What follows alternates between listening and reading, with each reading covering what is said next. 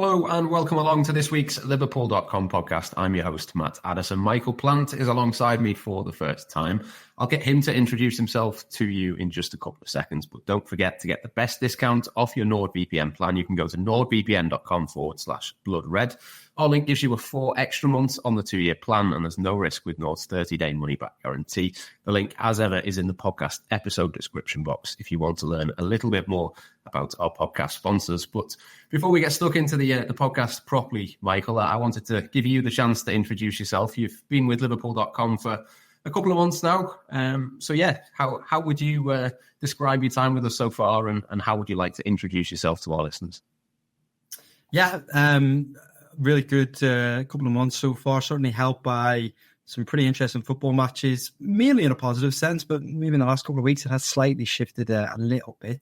But so I've come in, obviously, Liverpool.com, I think it's 4 months ago, so in December. Previously worked covering the two Manchester clubs, which I'm sure our viewers will be booing as I say that. But really enjoying kind of switching over to covering Liverpool and live in Kirby, so right by where the club train as well. So really enjoying the change. Yeah, you've got yourself along to a couple of games so far. You'll be heading to press conferences fairly regularly for us as well. I guess you'll be there possibly tomorrow morning to hear from Arne Slot. How have you found that side of the job so far?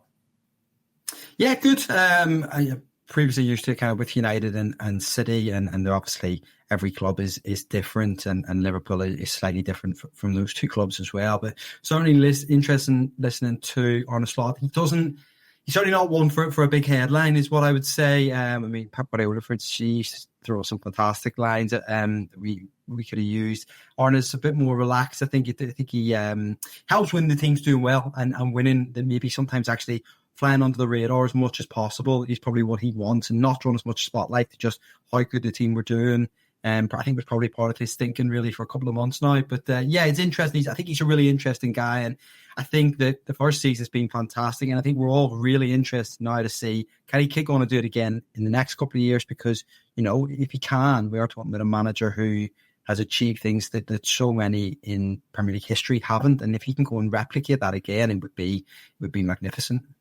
Yeah, it's been a fantastic season so far for Liverpool. Obviously, only the Premier League left to focus on, but that kind of sets us up nicely, really, for what we're going to talk about in the next 20, 25 minutes or so, because there's obviously been a little bit of news. It's been widely reported now that Virgil van Dijk and Mohamed Salah look likely to sign. It's not done yet. It's obviously not been announced as we record this podcast, but it looks the way that they are going to sign and be at Liverpool next season, which is obviously a big boost. I think it's probably fair to say, I'd be interested to hear your take, but I think, certainly on this podcast and in the reporting and the writing that we've done in the last few months, that's almost seemed like the most logical and probably the most likely scenario, really, is that if Trent decided that he wanted to go to Real Madrid, the other two have been a lot clearer in terms of what they want. You were in the mix zone with Virgil van Dijk last week, for example. We've both spoken to him plenty of times this season, less so Mohamed Salah, but I think he's made it clear as well in his own way that he wants to stay. It's almost felt the most likely of the three were going to be those two to get new deals, and it certainly looks like that's going to be the case.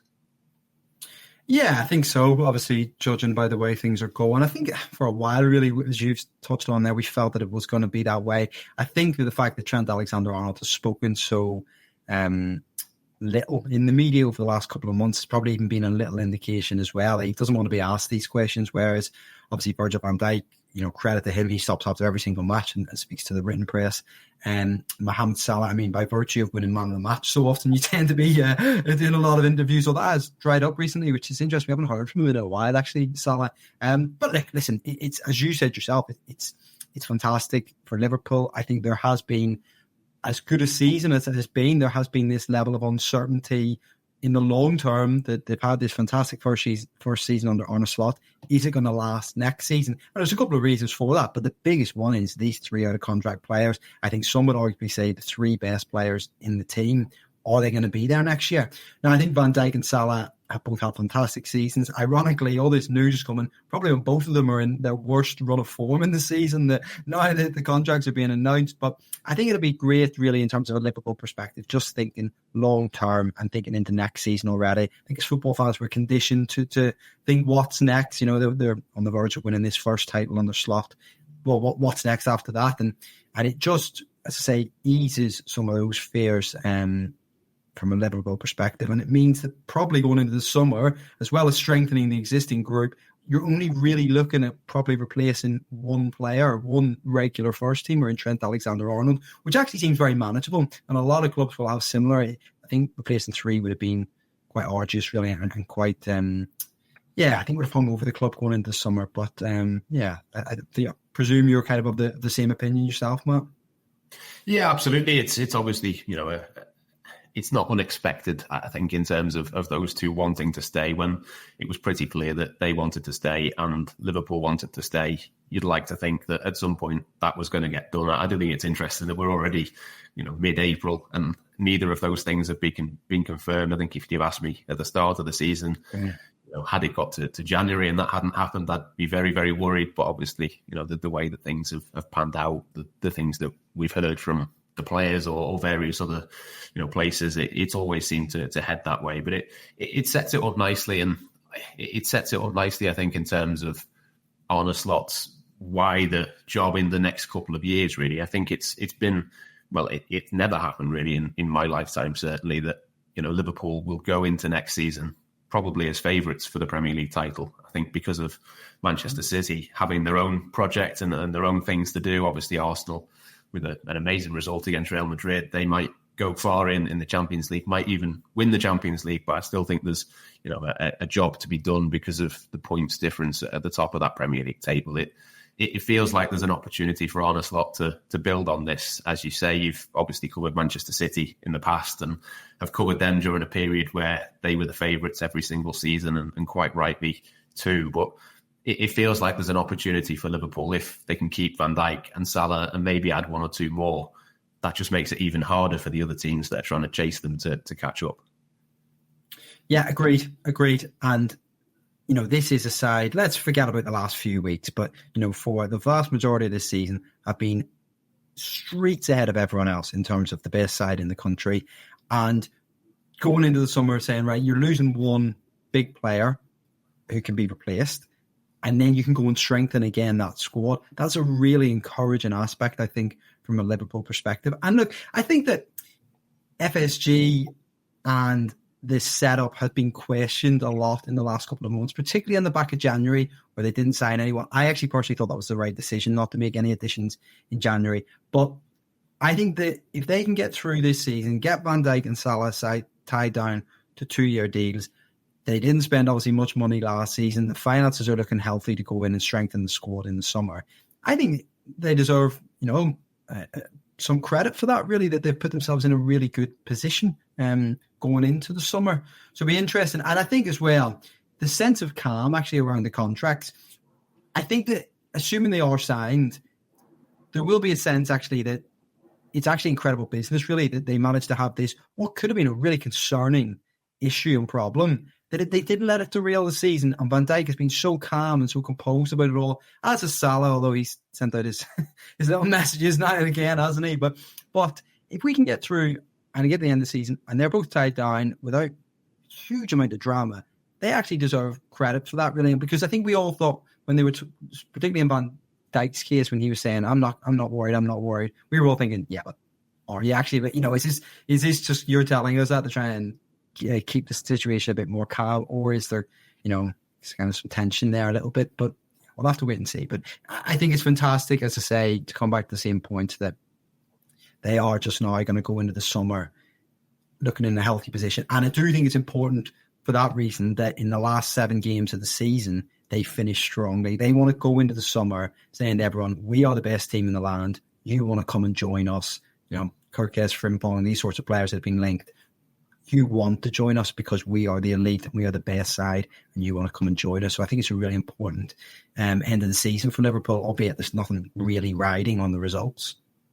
Yeah, it should, I think, be an opportunity as well for one or two players who've maybe not played as much to obviously get a bit of time on the pitch. And Liverpool are not going to make a knee-jerk reaction if Federico Chiesa comes on and scores a couple of goals. That isn't going to dictate what his future looks like in the summer, but it would be nice to maybe see one or two more of those players as well. But let's get stuck into the main bit of the podcast then. We want to talk a little bit about what Liverpool's priorities should be. We've hoped for a long time that the contracts would be one priority that could be ticked off. It's not quite ticked yet, but it looks like it's going to be. Is there any one position that you think Liverpool have to go out and strengthen above all else? Or is it maybe a bit more spread across the pitch for you?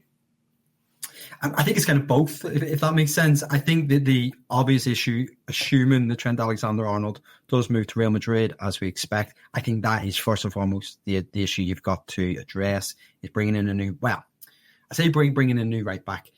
I think in terms of the squad, it's the one position where they're going to be lacking. And actually, we've seen that across the last couple of weeks, haven't we, with Jones and Kwanzaa filling in at right back.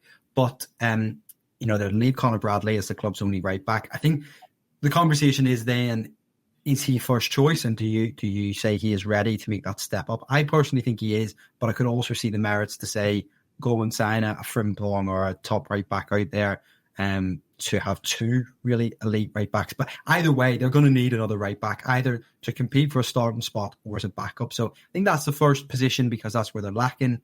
So right back is the one that jumps out to me initially. I don't know about yourself, Matt. What do you think?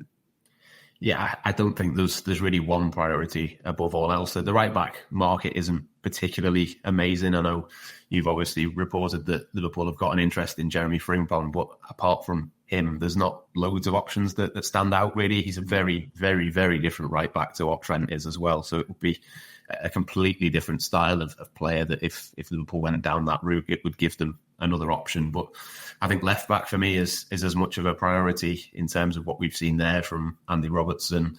I'd be looking to maybe bring somebody in that could play number 6 a little bit similar to Gravenberg and take a bit of pressure off him. I think number 9 is probably the one that if I had to pick a position, it would probably be that one in terms of an upgrade, just in terms of obviously Diogo Jota's injuries and Darwin Nunez's inconsistencies in terms of his output and his general play and the way that the Liverpool play. I think it's hugely important that they go and do that. But there's not really one that jumps out above all of the others, really. I do think they've given themselves quite a lot of decisions to make. And I suppose a lot of it as well will come down to who leaves. If there's a big offer on the table for somebody that we don't necessarily think is nailed on to leave this summer, then that might change things. There's probably more than ever, really, that fall into that category of, if a big enough offer comes, you'd have to consider it. I'd probably put Luis Diaz into that conversation in terms of the age that he is and the output. There's one or two defenders at least that I would put into that conversation. There's going to be a lot of moving parts, I think, this summer, which obviously makes it interesting for us to report on it and for fans to get stuck into it as well. It definitely feels to me like it's going to be a busier summer than usual, certainly a busier summer than last summer. Yeah, I agree with everything you've said there, actually. And I think what will be really interesting is, do Liverpool sit and wait? Do they wait and see if an offer comes in for Nunez before they go and sign a striker? Do they wait and see if an offer comes in for Harvey Elliott before they go and add another midfielder, Costa Tsimikas, these sorts of players? Or do they say, right, we want a left back, we'll go and sign Kirkez as an example. We want a right back, so we go and sign one. What way does the thinking go there? Do they wait until these players leave before strengthening them? So I think that'd be a really interesting dynamic. And look, FSG, they don't always get everything right, but I think by and large with transfers, they have actually been pretty on the money and pretty sensible and pretty smart for quite a long time now, really. And just back to the fullback point that you made, I mean, listen, the two names that keep cropping up are Frimpong and Kirkez, right back and left back. And I agree totally, by the way, that the left back is a big issue that needs to be addressed. But if they were to come in, Frimpong and Kirkez, it completely changes the way Liverpool would set up, because you've got two offensive, dynamic, fast fullbacks who like to get on the ball and attack rapidly, which is totally different from what Liverpool have had now for, they got to the decade, really, but particularly this first season under Arne Slot. So that's a really interesting dynamic as well. And I think, just to take you back to the number 6 point that you said, I think that what has become an issue over the 3 poor performances recently, Fulham, Newcastle in the cup final and PSG away, albeit Liverpool did win that game, but it was still a poor performance for the vast majority of it.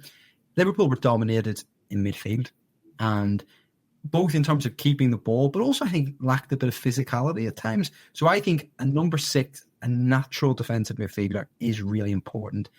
As much as anything because it's something they're lacking, but also that they can possibly play a different way next season if they were to bring in another option. Because Slot, he's not going to start. Endo, he doesn't fancy him. He doesn't want to start him. He doesn't trust him enough. But if he does have a player that he can put in there and say, right, let's use Zubamendi as an example, because he was linked last summer, obviously very heavily. Zubamendi comes in, right, and you can play slightly differently. You can just alter the setup a little bit to maybe try and keep possession a bit more, to maybe be a bit more physical and try and change how things have been, because I don't think they can ignore the fact those 3 performances, as I mentioned, they have been completely overrun in midfield, and then the final one you mentioned is striker. I think that's really interesting. I mean, I don't know yourself, is there one name that jumps out to you as a striker that you think would be a good fit for the team? I mean, there's an obvious name, isn't there, in Isak, but I don't know whether that is something that Liverpool, or to be honest, any club could do. If you ask me to bet on it right now, what's the most likely scenario? I think it's probably that he stays at Newcastle. I think they're in such good form, they're probably going to get into the Champions League. But even if they don't, I think there's an argument that they will want to keep him. It's only 2 or 3 months since their chief executive, I think he is, was talking about how crazy they'd have to be to let him go. I just don't think it would be a good look, really. I'm sure there's other options out there. There's been a few names that have been touted. I know there's Sesko at Leipzig, and Ekitike has been talked about quite a lot. It's a hard one to kind of predict exactly what Liverpool will go for, because obviously Arne Slot has inherited Jota and Nunez. He's played Luis Diaz through the middle as well, but we don't quite know what his ideal number 9 would look like. We've obviously seen, who he had at Feyenoord and the way that he played there, but we don't really know exactly what he wants from that position, whether he wants somebody that's going to drop deep, whether it's more of a number 10 type that he wants, whether it's a false 9, whether it's a target man. I think it will be instructive, really, in terms of how he wants his attack to play, because, I mean, so far this season, the attack has been centred completely around Mohamed Salah. That's probably going to change to a certain degree without Trent being there. I think that will change the way that Liverpool attack. They might have to rely maybe a little bit more, say, on Dominic Szoboszlai in the 10 position to be a bit more creative, because Trent is so unique. Whoever it is they bring in is not going to be doing the same things as him. I think that will have a detrimental effect to some degree on Salah as well. But it's going to be interesting, really. It's almost an unanswerable question unless you can get inside Arne Slot's head of exactly what he wants. And clearly he's not going to tell us that, because he doesn't want to be disrespectful to the players he's already got. So it is going to be interesting. I think there's a little bit of a question mark over the left hand side position in the forward line as well. Obviously, I mentioned Diaz before in terms of his output, his contract position as well. I think he's got a couple of years left, but there's not been any talks at this point in terms of an extension. So there's a couple of questions, I think, really. But when I've listed off, I think 5 or 6 positions there in the starting 11, it suddenly becomes a little bit trickier, doesn't it? It feels too many to me to sort of go for 6 really elite world-class players to come into this team in one summer. It just doesn't feel particularly Liverpool-like. We've never really seen that before. There's been summers where they've, summer and the previous winter where they got sort of Van Dijk, Alisson, Fabinho and kind of strengthened the spine. But to do 5 or 6 that we're talking about, I don't necessarily think fans should be thinking along those lines. But you've probably seen more transfer activity covering City and United than you will with Liverpool. But can you sort of see that scenario playing out, or are you expecting slightly less than what some people might be hoping for? I think there could be 6 players potentially that come in this summer, but I don't think there'll be 6 starters, which I think is what you're saying, really. And as much as anything, because this squad is an elite squad, it is very difficult to go and sign. I mean, if you're going to sign 6 starting players for this team, how much would that cost? Liverpool are not going to spend crazy money this summer.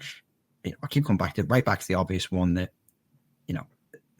they need to address. I think then, for instance, hypothetically, if a Diaz was to go, or I don't know, even maybe someone like Endo or Elliott, is it an option then to bring in almost a backup winger who's young, who's maybe 20, 21, give him 2 years, Gakpo's the first choice, and let him develop into the side over the next couple of years? I suspect that's the way that Slot would go and the FSG would look to go. And yeah, it's interesting. I think what the fascinating thing is, though, you've mentioned not far off almost every starting position in the team, really, in that it's been such an incredible season, but there is still this feeling coming into the summer that actually this squad needs quite a lot of work, which is fascinating. I mean, Jamie Carragher touched on it the other week, didn't he, in his column? I think he said 6 players need to be brought in.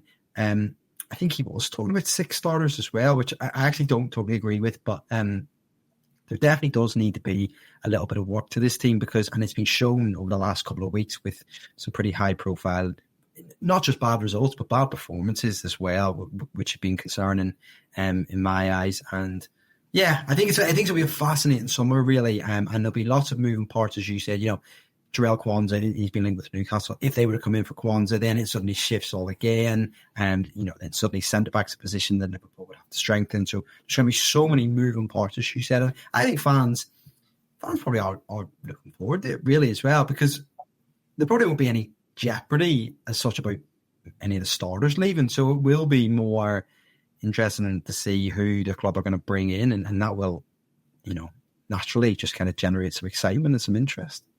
You mentioned the Carragher column for the Telegraph there, where he was talking about 6 players. I thought it was interesting that one of the players that he isn't sure about, and I completely disagree with him, but I'd like to get your take on it, is Dominic Szoboszlai, who maybe hasn't got the numbers in terms of what you would expect normally from a number 10. But I think clearly the fact that he's played so much and has basically until the last couple of weeks at least been able to sustain those energy levels and be able to run as much as he has. Clearly, Arne Slot thinks he's a player that has to be in there. Otherwise, we'd have seen a little bit more of Harvey Elliott, for example, or maybe even Curtis Jones in that position. But Jamie Carragher, not convinced that he's doing the numbers to play in that position. Where do you stand on that? Is that an area that you would look to upgrade, or is that maybe just one of those things that, okay, it's not perfect, but there's maybe a few other things that need doing first?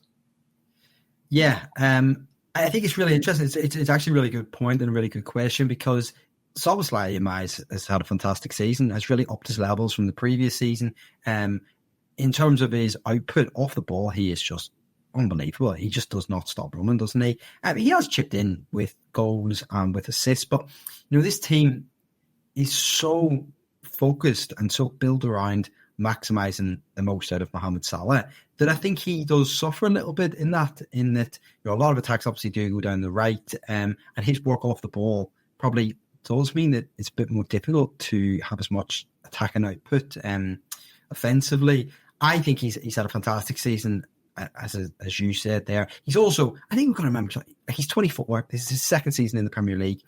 There's room to develop and to get better. I think he does need to have more goals and assists long term, but he's a player who is just continuing his development. And I think this team will be different. And you mentioned it as well. I think this team will be different, will play differently next season than it currently does. And that could benefit Szoboszlai as well. That Slot, who absolutely loves Szoboszlai, he's mentioned it a couple of times that how underrated he actually thinks Szoboszlai is. He's not going anywhere.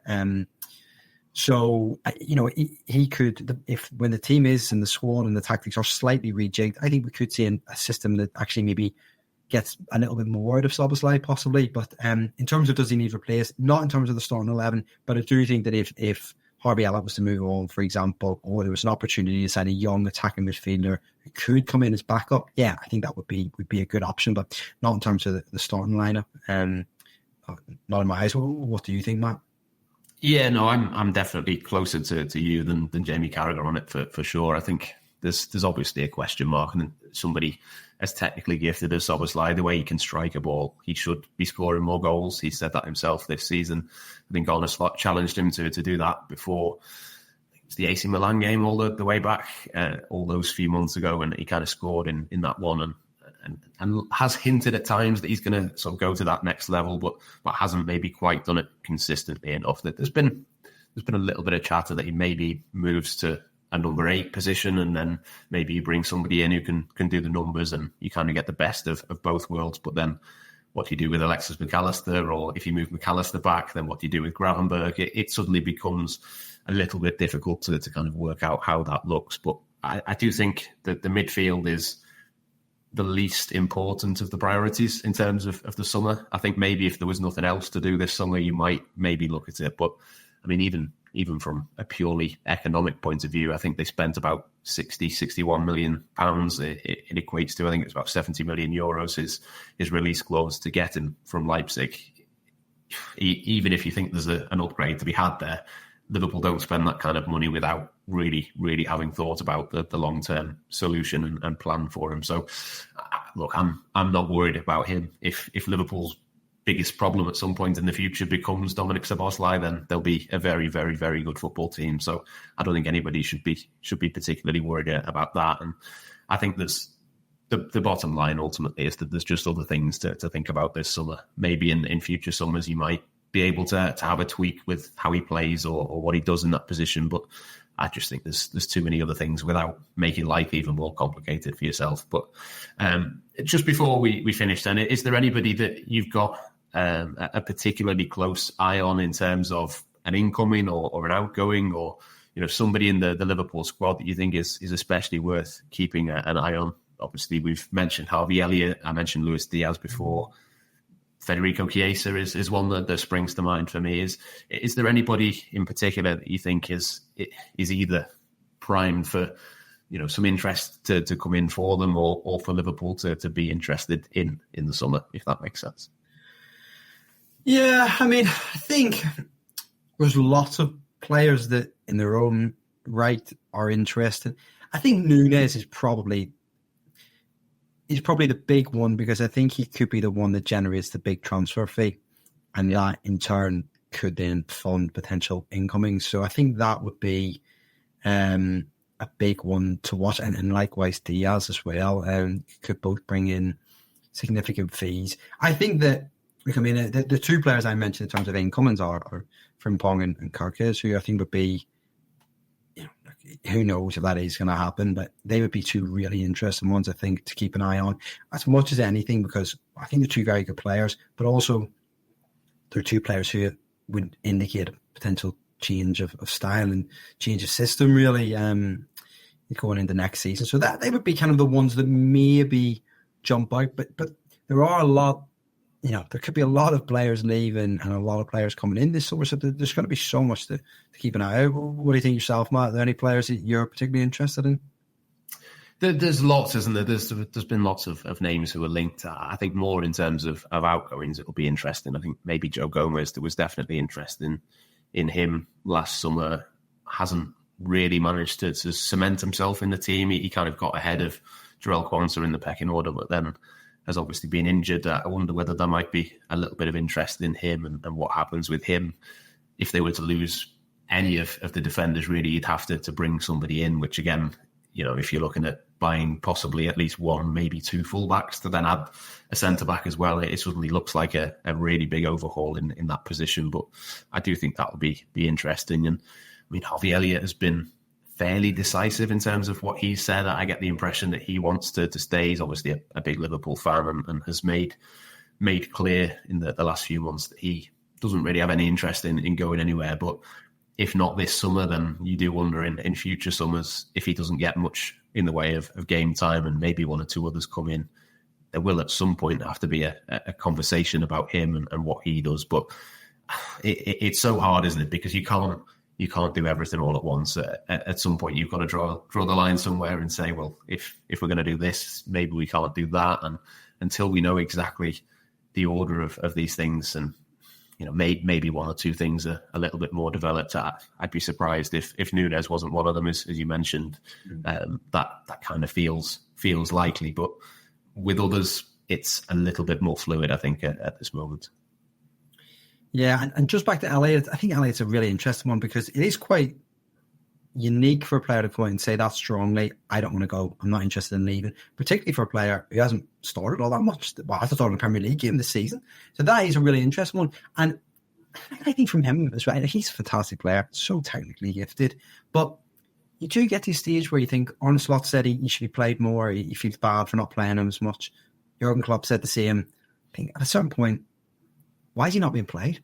And I think the answer is because I don't think there's enough cutting edge. I don't think there's enough decisiveness and ultimately goals and assists. Now, ironically, he actually has had a few moments kind of coming off the bench this season, quite a few big ones really, actually. But when he started, I don't think he's impressed. I think about those 2 FA Cup games, he wasn't great. He came against PSV, he wasn't great either. So I do think that maybe from his perspective, be it this summer or the following summer, I think we are getting closer to a stage where it's probably in everyone's best interest for RB Elliott to move on, because he needs to play regularly. There's a very good, talented player there who could develop somewhere else, could become a regular in the Premier League. I mean, Newcastle have been mentioned as a possible club. I think be a really good fit there as an example.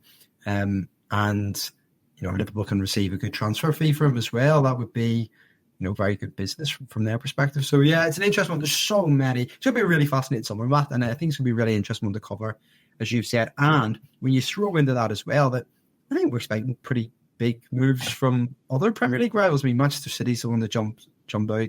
They need to do some serious work, don't they? Because they are so far off Liverpool at the moment. I think Arsenal are interested because, as good as they've been for a long time now, they actually they still need to go and do a bit of work, really. And it just feels like they're constantly trying to catch that team above them, which obviously for years was City, and this year it's Liverpool. I think they will go again. I mean, I think Mick Arteta has said it'll be a big summer, hasn't he? So they're the only two really I look at this stage anyway as Liverpool's kind of main rivals next season. I certainly don't think Manchester United, Chelsea will be up there. Newcastle, Villa, I don't think those sorts of sides will be challenging at the very top next season. So yeah, they're the two big ones that I think will be interesting. We could have a really, really interesting summer, I think. Yeah, it's certainly going to be a busy one, I think, for us in terms of keeping track of all these comings and goings. But it's going to be interesting. It's going to be fun, I think. And I'm sure, Liverpool fans who maybe got a little bit frustrated with a lack of activity in previous summers, it's going to be the one to get excited about a few things. I think it's often said the journalists promise it's going to be a big summer for Liverpool, which is absolute nonsense. I don't think anybody has ever promised that. But if ever you can, possibly it might be this one. I think there's definitely a few things that they could do with doing. But I think that will do us for this week's edition of the podcast. Thank you to Michael for jumping on. Thank you for you guys at home as well, as ever, for listening or watching. And do drop a comment into the YouTube comments box if you are watching there. We do always take a look at those and do appreciate it. But yeah, I think that will just about do us for this week's show. Thank you very much. And we'll be back next week with the latest Liverpool.com podcast.